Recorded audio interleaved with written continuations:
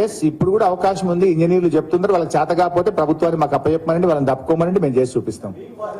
అవునే, దిగుమను రేవంత్ రెడ్డి రాజీనామా చేయమని నేను ఎక్కి చేపిస్తా. రేవంత్ రెడ్డి రాజీనామా చేయమను, నేను ముఖ్యమంత్రిగా ప్రమాణ స్వీకారం చేసి నేను చేసి చూపిస్తా. నాకు బాధ్యత ఇస్తా అంటే I'm ready to take it. ఆయనకు చేత కాదు హరీష్ రావు నువ్వు చేయంటే చేసి చూపిస్తా.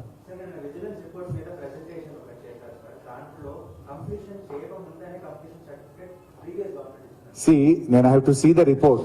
That's why I am telling you, whatever the action you want to take, you take. Whoever is responsible, you take the action. But రైతుల్ని ఇబ్బంది పెట్టకు, రైతులకు నష్టం కానీయకు, పునరుద్ధరణ చర్యలు చేయండి అంటున్నాం. You are at liberty to take action.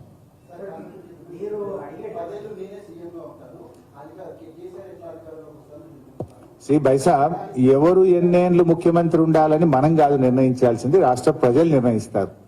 ప్రజల నిర్ణయం శిరోధార్యం. ప్రజలు అంతిమంగా న్యాయ నిర్ణేతలు.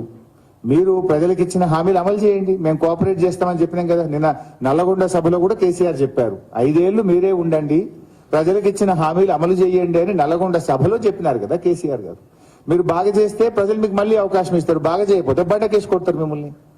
అంతిమంగా పబ్లిక్ హ్యాస్ టు డిసైడ్.